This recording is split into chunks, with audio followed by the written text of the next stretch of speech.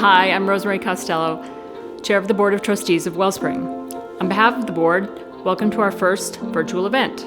Wellspring is so grateful for your participation and support. We couldn't do this without you. Last month, as schools and businesses started closing in order to stop the spread of coronavirus, Wellspring needed to make a fast decision. Do we cancel our annual May lunch, or do we proceed? We decided there's no more important time than now to come together as a connected community. Local families need Wellspring's help, and we all need each other to be part of a solution that's bigger than ourselves. This virtual event features Wellspring's work supporting its mission to inspire families and adults on the North Shore to achieve financial security. I want to take a moment to thank the many groups and people who've made today's event possible. To our sponsors, local businesses of all sizes, thank you. To our event committee and co-chairs, thank you. To our virtual hosts and ticket purchasers who are today's audience, thank you. To our steadfast donors, thank you.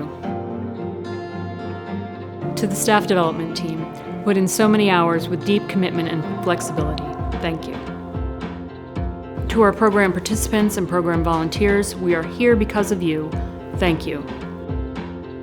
To Wellspring's Board of Trustees, all of whom are watching today, hello, and thank you. To all of Wellspring's staff who transformed their programs overnight and continue to support hundreds of families, youth, and adults, thank you. Thank you everyone for sharing your time and resources to connect with us today. With you, Wellspring will continue to support people and families in our local communities. Thanks, Rosemary. Welcome, everyone. Today we're here at Wellspring House at our main campus in Gloucester. Thank you for joining us.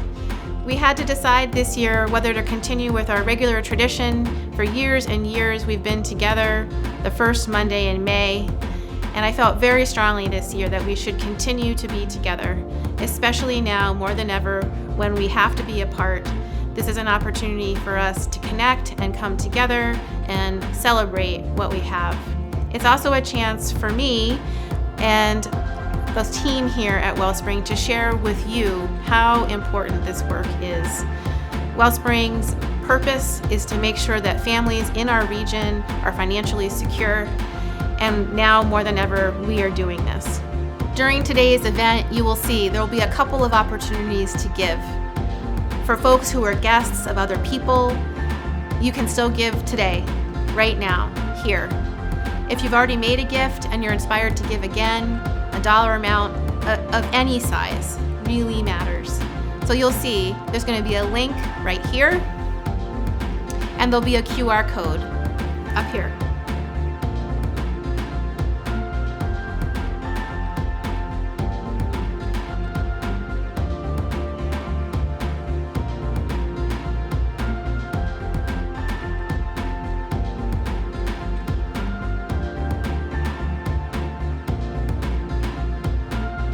Either one works. We'll make sure that you'll have access to them a number of times throughout our time together. I want to say thank you to the Institution for Savings, our lead sponsor for today's event. As I've gotten to know the Institution for Savings more and more over the years, I've come to understand how deeply committed they are to the community. They're our community's bank, they're Wellspring's bank, and they've made today's event possible. They stepped up to the plate right away when I asked for help. Thank you, Institution for Savings. I'm excited to share with you some inner workings of our programs today. You're going to get a chance to see students in our classes, folks who are graduating and completing and moving on. And we are doing both things, helping people stay focused on their immediate needs and the future. Thank you for being with us, and I look forward to sharing more with you.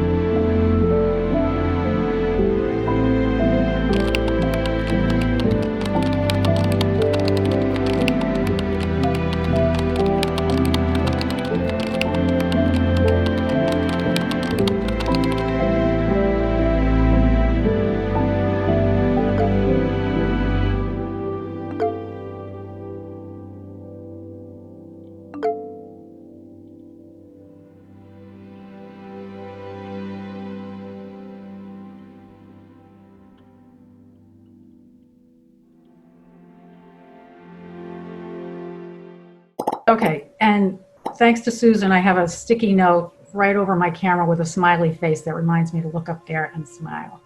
It's, as everybody is experiencing, I'm sure it's been a bit surreal, a bit of a whirlwind over the last 3-4 weeks. It's been pretty wild trying to connect with people who's, may or may not have anything aside from their cell phone. We do outreach, we email, we call, we text.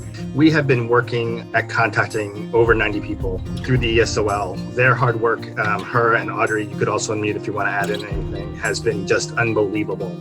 Audrey's been amazing in being a translator, so she's been in on some pretty hefty calls where you are trying to break down some barriers.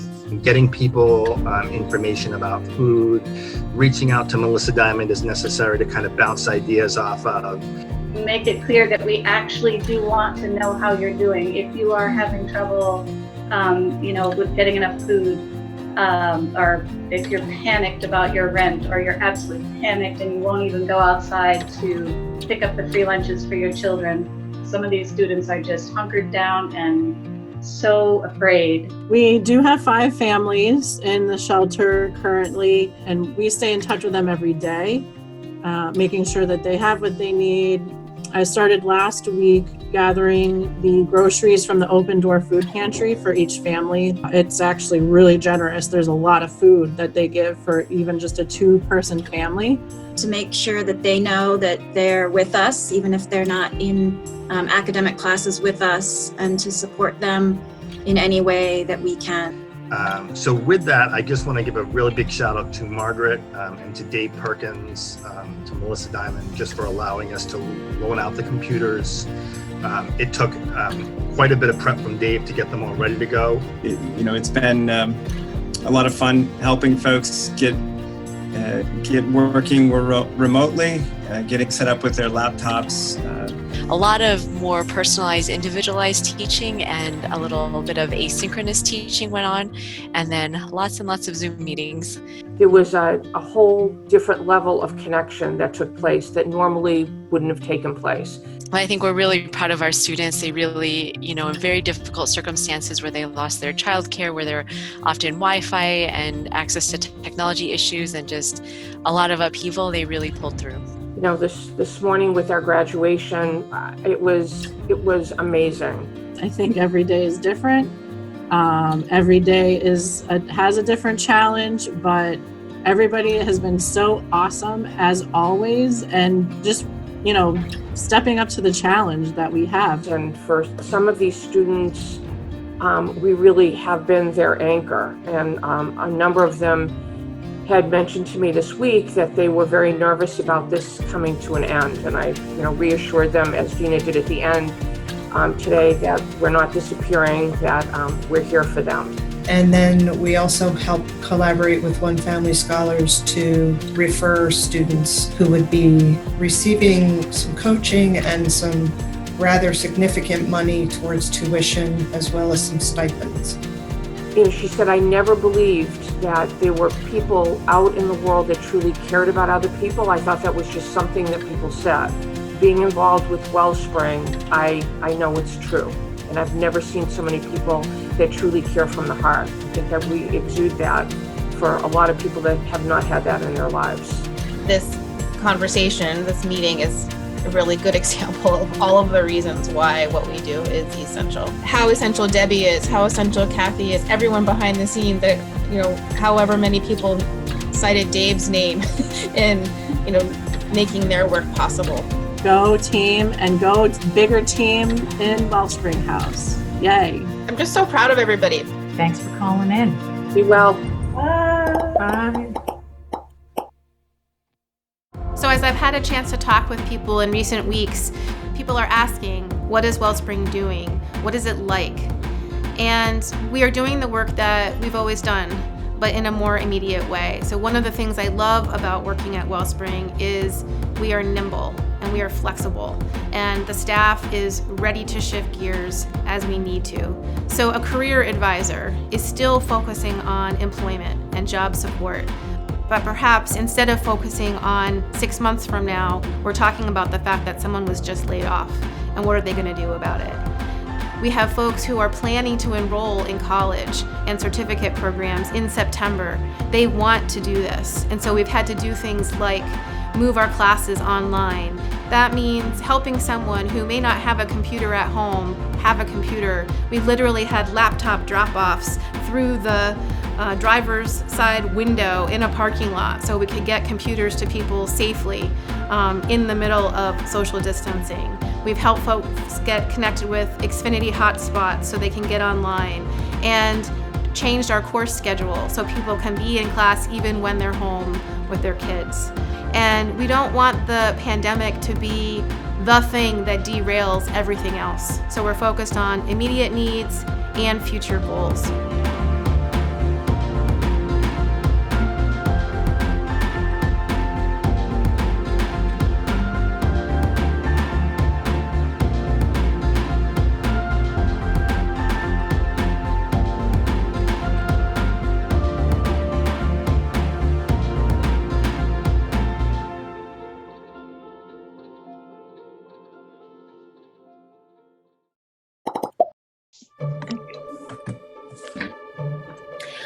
All right, everybody. Hello. Welcome to ELA class.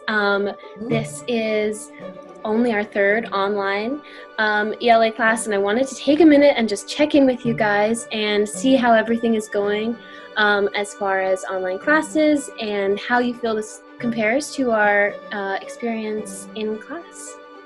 I think it's going great. It gives us, something to do and keep going. We already came so far, I felt like, that to just stop classes and just, maybe having to start next semester would have really been kind of, depressing in a way. It's like we already kind of started reading and writing and kind of getting the groove. I like it's good to keep it going, I felt like. I really miss the classes. And so, I was hoping that we could do this online. So I was thrilled to find out that you were going to offer this online.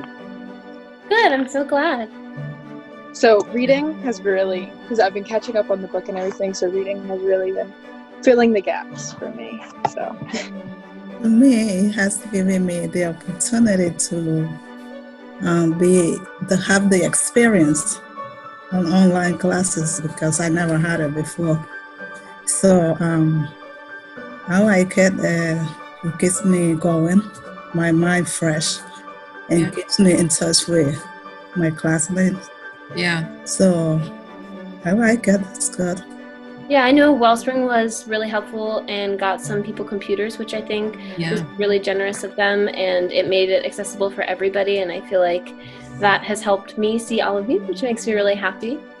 I'm very grateful to Wellspring. I do not have a laptop or a computer, so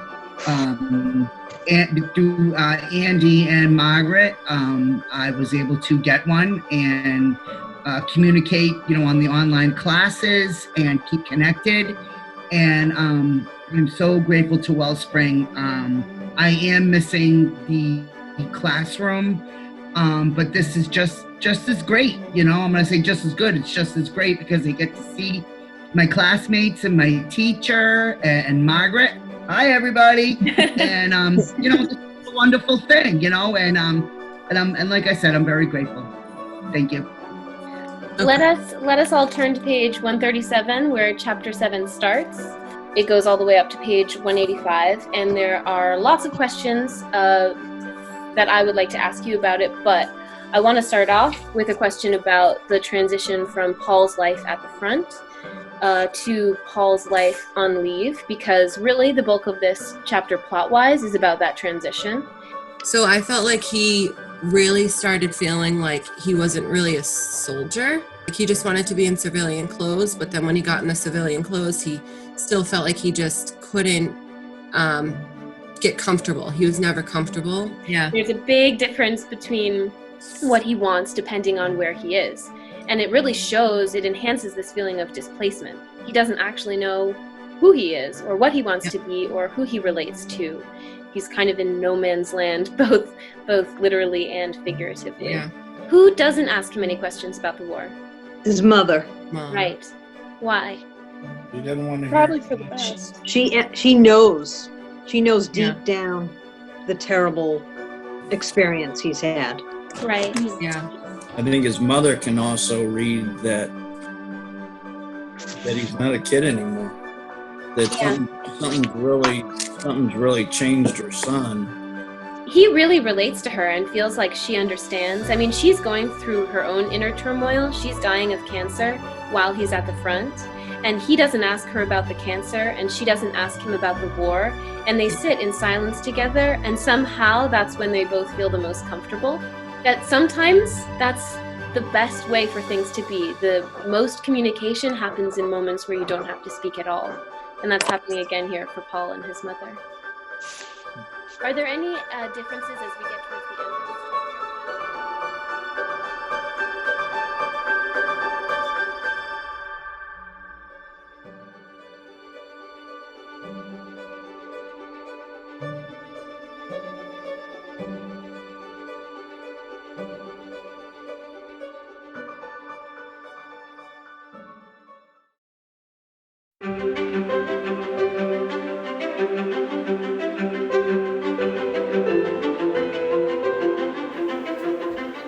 Hi, I'm Amy Kingman, and I am a proud board member of the Wellspring House in Gloucester, Massachusetts. I first heard about the Wellspring House from another board member. I was at a really early breakfast event in Boston for a work commitment, and I sat down next to this woman, and when I happened to mention that my husband and I had just moved to Cape Ann, she just spilled over talking about the Wellspring House where she was on the board. And I remember, it's been years, but I remember how much her face lit up with excitement and passion for the work that they were doing with families in Gloucester and on Cape Ann. And this was right before the holidays, so my husband and I volunteered for the holiday store, and I just remember walking in, and you could just feel the sense of community that reverberates among the entire Wellspring House staff, volunteers, and clients.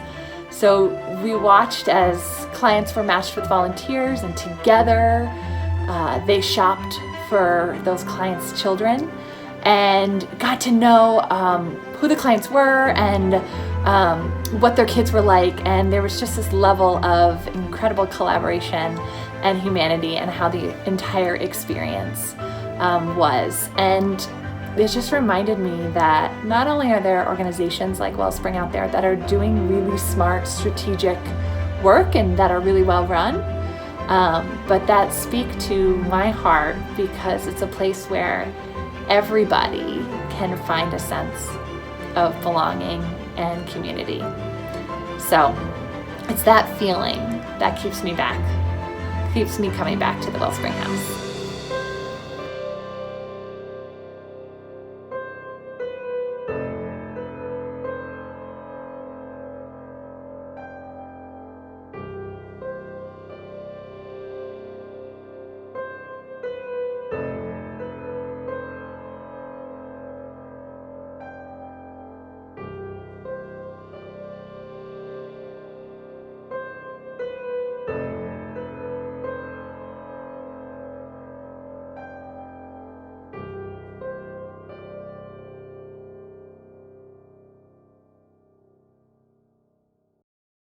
Now, did you see something pop up? Yes. Okay. All right, great. So, how are you doing? Hanging in there. Yeah. How are you? All right, thank you. Yeah, we're hanging in. And have you been able to get unemployment benefits? Yes, Oh, unfortunately. cool. Yeah. Excellent. So it came through. Yeah. It's been tricky for a lot of people, so that's good to hear. And you're working on the math with Eric Vent, and then are you continuing to take the North Shore Spanish, was it? Yes. So I actually, right when the first week that we were all quarantined and everything was kind of shut down, I finished my Spanish course like 2 months early. I just got and then I had to. So this past week I signed up for 2 more classes for the summer that don't start until June. I wanted to give you an update on what I learned from Andy Allen, the Director of Education. I also spoke with Margaret Waugh. You met her one night. She's come to a couple of the classes, I think. There are a couple of ideas, and because Stacy, your mentor, had mentioned that you were looking at what would be able to transfer from North Shore over to Salem State. I know you have this question about the math, and the issue is around the AccuPlacer, where we're not open. How would we give the AccuPlacer in a way that the AccuPlacer requirements would be met?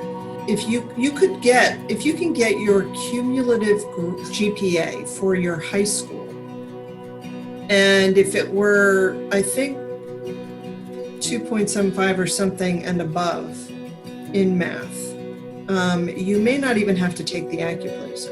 Oh, okay. Wow. Okay. Do you have any sense as to whether or not that might? I think I should be fine.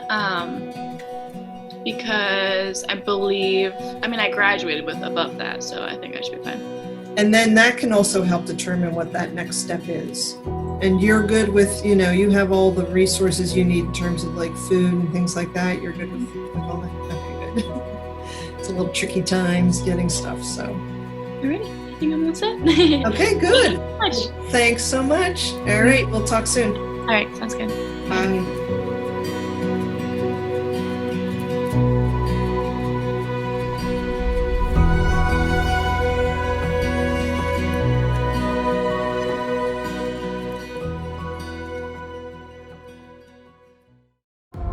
So one of the ways in which we've needed to switch gears immediately is in our program for English for speakers of other languages.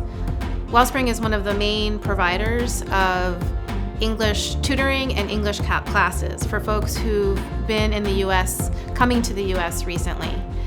As folks may be aware, the number of families moving to Cape Ann from other countries has been increasing pretty rapidly over the last number of years, and so the number of students in our program has been increasing. Right now, at this moment, we have about 100 students in our ESOL program. So while we aren't at the library having tutors sitting right next to students, we still are reaching out to folks in our programs. Our ESOL class is still happening in the evenings, online, via Zoom, via video. So if you can imagine, these are folks whose extended families are not here. These are folks whose first language is not English. So most important has been to make sure that folks have good, accurate health information in a language they can understand. And then we are asking what they need. If folks need food resources, we're making sure they know about that. If folks are facing unemployment, we are helping with that. If folks are worried about a housing crisis, we're getting them connected with the resources that may be available. So Wellspring is a place that's trying to help fill that gap.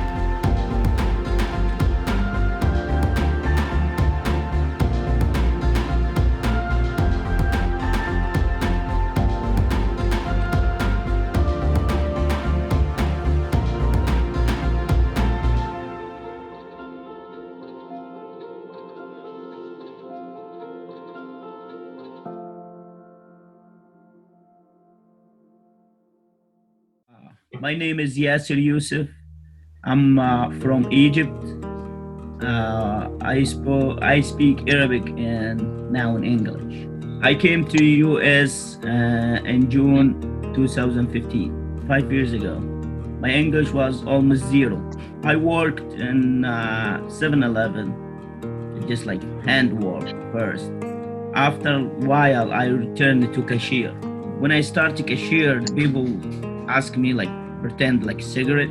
It says above, down. So I didn't know before. But since I started in Wellspring, I start learn these words. So it helped me a lot. Not just this word, that's for just example. As soon as I retired, I just went online and I wanted to do something locally. And I just started Googling all the different organizations in Gloucester. And looking through, nothing was jumping out at me. And then all of a sudden I saw the Wellspring English language tutor program. And it just seemed to be a perfect fit for me, given that as a reporter, words, communication, all that stuff was always important to me. I think how people present themselves to each other, how they communicate is always something I've been interested in.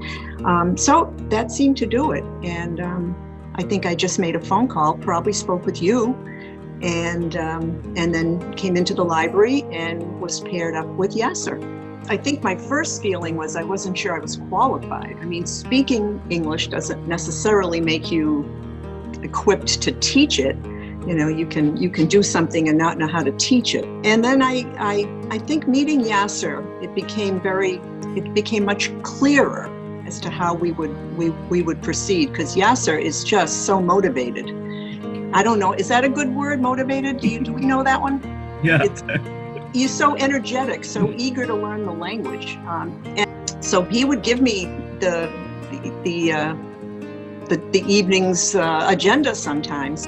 And then we did a lot of basics. And I found, and still find to this day, that just talking and talking and talking is one of the best ways to do it. Even if we start with, how are you? How's your wife? How are the kids? How's work?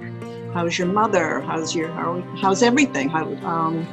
And then just from there, we'd go off in different directions. We would make sure the tenses were correct. I am a stickler. So if it's present tense, past tense, future tense, and singulars and plurals, and just talking, we would do a lot of work just in conversation. So if you go any interview, you have to have translation. Yeah. So that's very hard. Yep. But now I can do it by myself. I can remember, I think it was maybe our second visit or third lesson, I don't remember, but we hadn't met for long. And you got a phone call while we were together. And it was a hospital setting up an appointment and giving all this very fast instruction on, what elevator and what time and what desk to go to and what papers to bring. And it was overwhelming even for me, but we kind of worked through it. And I think a lot of that is what has been very rewarding for me, that things like getting a beach parking sticker. Remember when we went into the city hall? Yeah. We practiced what you would say. And the same with the doctor appointments and how to take, which train to take, and just life, everyday life stuff. I remember we talked a little bit too about whether to speak Arabic at home or English at home. And I remember talking with Melissa and with Peggy about that. And do you want to talk about that a little bit? You talk we mix them up. You know what I mean? The sense have 2-word Arabic and 3-word English. You know what I mean? Oh boy. So it's going a little by a little. Before we just speak Arabic in the house. Now we'll mix them up. Later on, I think we're only gonna speak English. Everybody comes from Arabic before, and they now adult, they forget all the Arabic words. So I feel bad. I don't want to make kids forget all the words because they're gonna forget all the family. But anyway, this is our country. So this is our country. So we're gonna be here. And I have such a respect for anyone who comes to a new country and has to learn a new language while they're getting a place to live and while they're working and getting the kids in school. There's so much you have to do. And when I think of a foreign language, it's on vacation, where you go on vacation for a week. And most people in other countries speak English. So having to listen to what Yasser has to go through, as he said, doctor's appointments, just all the things of everyday life. And I've got such a respect for that and an appreciation for how hard people work just on a daily basis with a new language. It's way better than before since we start here. But Wellspring helped us a lot. All the teachers, all people all the group working in Wellspring They help us a lot. Lovely. Brina, will you come in here for a second, please? And I get to take a lot of food home. Wow. Hello. Hi, Rena. How are you? It's nice to see you. We were just interviewing your father, so I asked if you could come and say hi to us. How are you doing without having school? We have online school. Yeah. Do your teachers ever talk to you on Zoom? Hello. Come in closer so we Every can see your Monday, face. my teacher talks to me on Zoom. Nice. With class. So you're an expert. Can your brother speak in? There you are. Hi. Hello. Hi. Hi. Can you guys all squeeze in so we can see your face all together? There you go. There we go. Oh, beautiful. That's beautiful. Well, it's so good to see you guys. I'm glad you're healthy, and my love to Miriam. I know she's there somewhere. I bet she's cooking dinner. Yeah, we're Yum. well. Yeah, she is. All right, you guys. Thank you, thank you. Stay safe and stay healthy, and we're You looking too. forward to seeing you soon. You also Nice too, to see Miss you. Dawn. Nice to see you. Bye-bye. Nice to see you. Bye.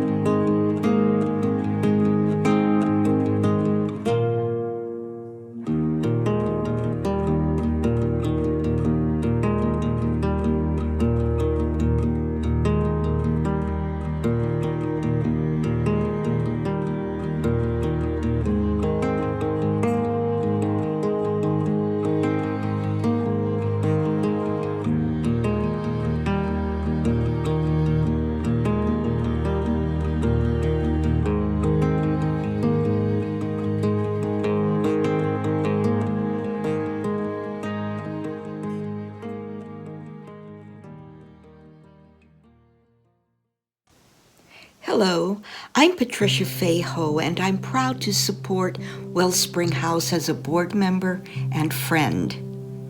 20 years ago, I moved to the North Shore from England, but I am originally from Hawaii, where I still have family.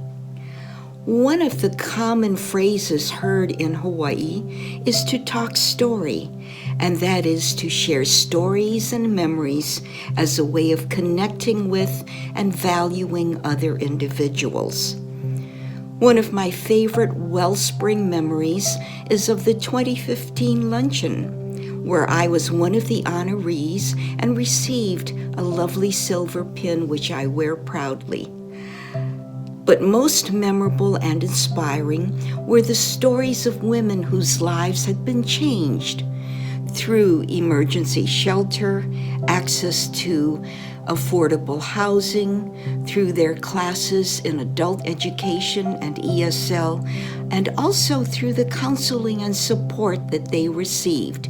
They told how Wellspring had helped them and their families build confidence, skills, and the sense of safety. I've always been an advocate for women's equity, searching for access to equitable health care, self-sufficiency, job advancement, and equal pay. And I knew I wanted to do more with Wellspring House. Now, as a board member, I see the impact of our programs on our communities, on women and their families. I see the careful management of resources for greater benefit, and also the collaborations among different organizations and agencies. But most of all, I see the care and empathy of the Wellspring House staff and volunteers for all within their community. Thank you, Wellspring community, to Melissa, staff, board, friends, and everyone who is a part of Wellspring House.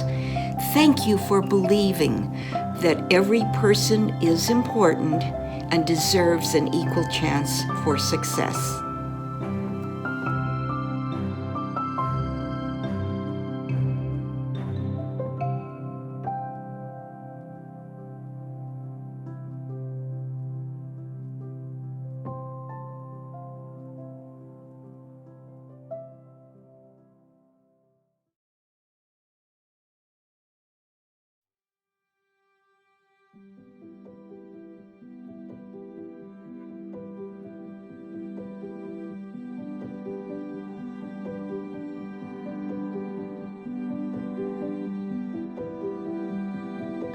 My name's Madeline Gondim. I first found out about Wellsprings at the library. I was looking for, I was actually going there to look for work. I was unemployed at the time and pregnant.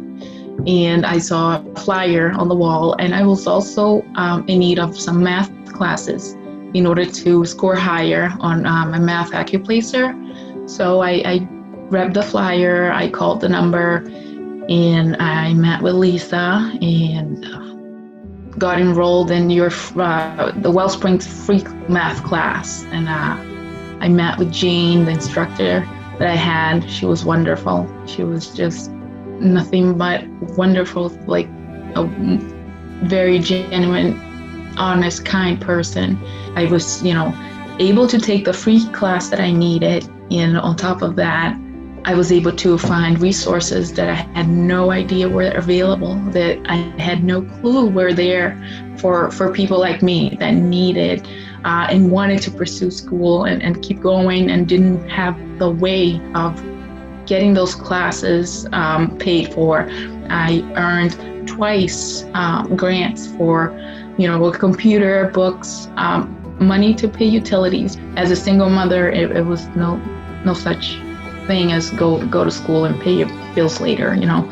I didn't feel like I had the strength to do it all, and I felt lots of times as if I would never make it. I could never do it, and Wellsprings gave me so much support. They weren't just there to say, hey, here, apply for the scholarship. No, they were there to listen to me, to talk to me and know how I was doing. Once I connected with Wellsprings, things changed so much. It's just, a wonderful feeling inside. It's wonderful to know that you're not alone. And when going there in person, it's almost like everyone knew me, and it felt so great. Like everyone would say hi to me by my first name, and everyone was so welcoming. And I just honestly cannot see myself now where I am without Wellsprings. I remember working extra hours, trying to, save up money to maybe take 1 or 2 classes in the summer once a year and seeing if that would get me somewhere. It's been about, I'd say, 12 years, trying to earn my college degree. It's taken a long time, but hey, now, after I connected with Wellsprings, I'm only 4 classes away from graduation, and it's a dream come true. It's crazy. It's so wonderful to see, like I'm almost there. I am almost there, and I couldn't have done it without you. I really couldn't have. So since COVID-19, I did not lose my job. I got laid off temporarily. But I did apply for unemployment, and when I first applied, I got denied. And then I appealed their decision, sent all the information they wanted, and I'm just waiting to hear back. The expenses are higher now. Kids are home more. Well, every day they eat more, and a lot of times I feel as if they're just anxiously eating. It's not like they're hungry, but they just want to eat and eat. So I kind of try to control it.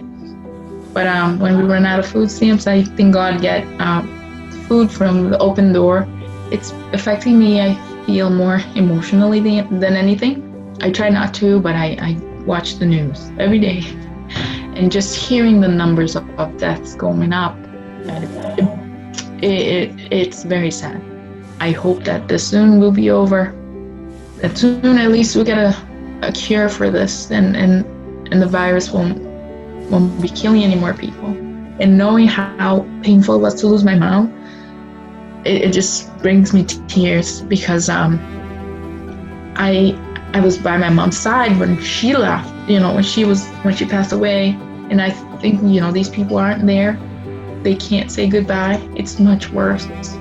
And I just want this, like everyone else, I pray that this goes away soon. If we were 3 years back and this was happening now, like the COVID-19 situation, I'm not sure how or where we would have been right now. I mean, I've been homeless before with my first daughter, and it wasn't, it was hard. And thank God for everything that we have now. It's, it's easier to wake up and say, okay, we can cook something nice. We can, watch a little TV and let's go outside for a little bit. It's great. It's just wonderful. And that's something we couldn't do before a few years back. So, there's so much I wish people knew about Wellsprings. I mean, you guys are just wonderful. You are wonderful. When, when I didn't have anything, when I didn't have anyone, I found not only one friend or two, I found a family.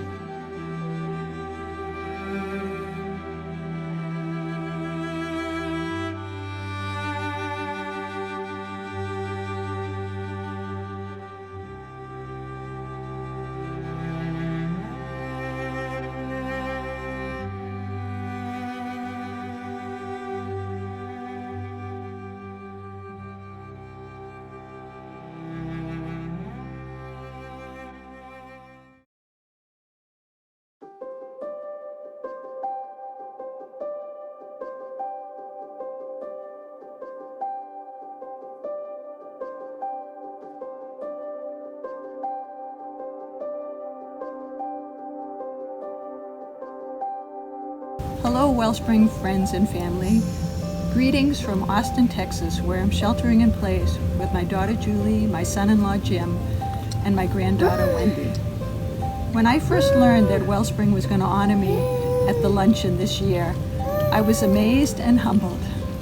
As Wellspring's grant writer, I've always considered myself as more of a behind-the-scenes person, a person who was more able to write about Wellspring, their history and their programs, and of course the successes of our families and students. Over the 30 years that I've been at Wellspring, first as a volunteer and then as their grant writer, I've seen Wellspring go through many changes. When I first met my husband Rick at Merrimack College, and he was their first accountant, I remember him putting together Wellspring's first budget. It was $30,000. Imagine that, how things have changed. But one thing that's never changed about Wellspring has been their commitment to what the founders called hospitality, giving people who came through the door that were in need the safe space to make changes in their lives. Wellspring has always provided that space, along with the support and encouragement and the tools to make those changes in their lives. I consider myself a very fortunate person to have worked for an organization that I admire, doing work that I feel passionate about, and working with colleagues who are passionate about bringing about change in the world, making the world a better, more just place. And so I know that I leave Wellspring in good hands, in your hands, and I thank you very deeply for this incredible honor.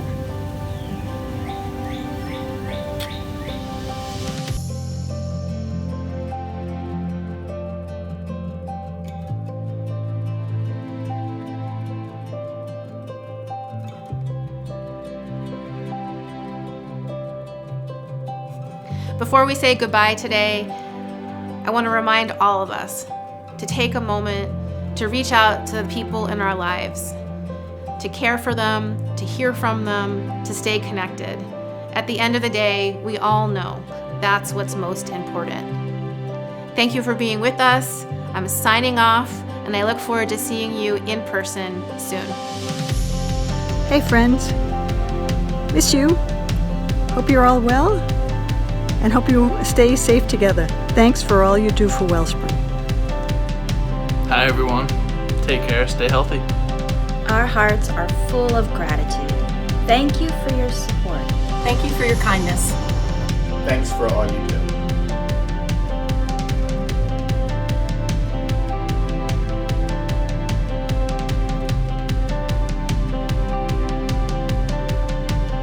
Thank you for helping us make a difference. We truly could not do this without all of you. Thank you. Please be safe and be well.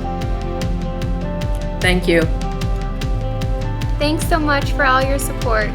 Thank you for all that you do. We can't cannot do it without you.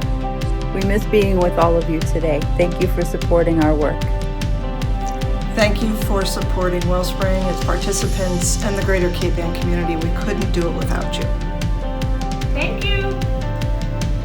Thanks for watching and thanks for your support.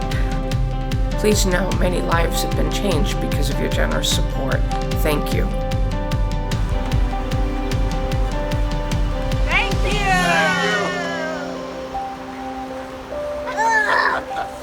Hopefully we nailed it.